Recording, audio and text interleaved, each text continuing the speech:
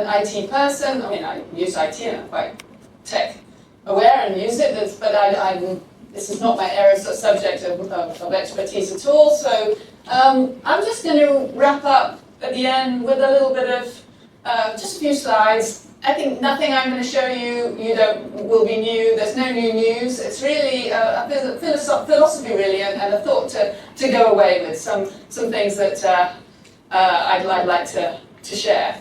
I'm not evil. That's the big thing. I'm arguably too much the other way. But I really believe that I do really feel very positive, and I think that there's incredible progress. And some of that is because I'm an old lady, and I've seen so much change in the 40 years that I've been working. And when anyone feels a bit down, I think, oh man, there's nothing like this was going on 10, 15, 20 years ago. So that's behind my philosophy, and just I'll show you a couple of slides which help me think this.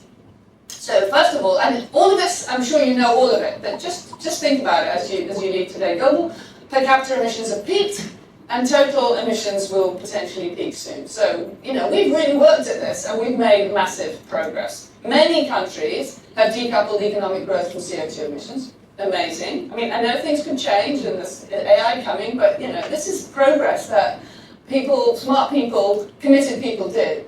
Business is the same. Now, this is just a side lift from the CEO Climate Alliance, which is it's 183 companies, 12 industries, 27 countries. I think, again, you've probably even seen this slide before, but they've grown revenue at 20% and absolute emissions down by 12%.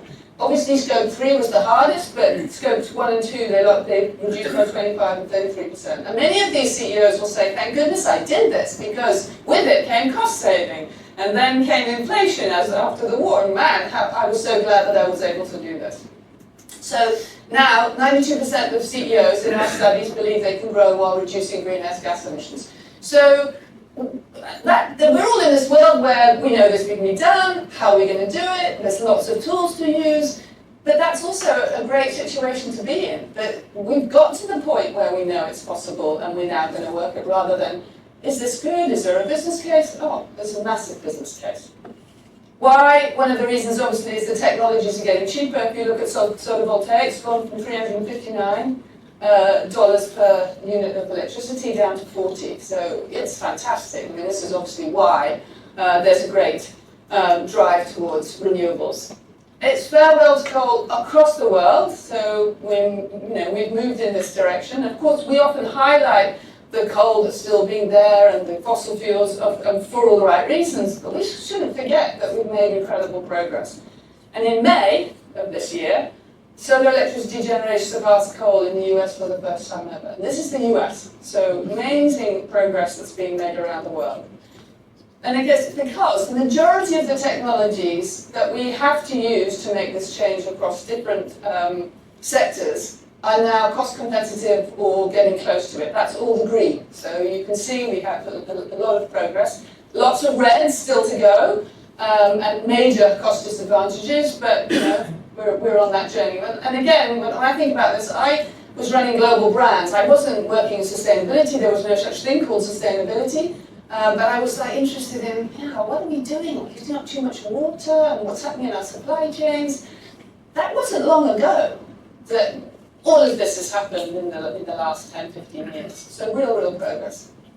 Climate progress in business. Now there's over 11,000 companies with validated SBTi's targets. And again, when we started SBTi in 2000, at the time of the SDGs, it was a nice idea. We need some science base behind this. And now it's a major initiative and companies are signing up. So now we have about 40%, over 40% of global market capital aligned to SBTi. That's great news. And if any of your sort of teenage kids are sort of saying this isn't working, there's lots of information to show that it is working. And why? Obviously, we can see cost savings, we can see benefits, but also there's a real awareness going forward that we need to double down on this. This is the the WEF Global Risk Barometer. I'm sure, again, you've probably seen it. Right now, But the second, from CEO's point of view, the second biggest risk they see is extreme weather events, but also within the next 10 years, the top 4 are all related. So again, people know that we all have to work on this. CEOs are really committed to making this work. And we also know from Project ROI, again, I know you've probably seen this data, but it's interesting to put it into context. If companies do this really well, with all the tools and support that teams like yourselves can give them, sustainability practices can really help reduce that risk. So you can reduce your idiosyncratic risk by 30%. That means the risk of your organization, but the whole system that your company exists in by 7%. So real changes can be made by doing this properly and thoroughly. And then can reduce your net cost of equity by 14% and cost of debt by 10%.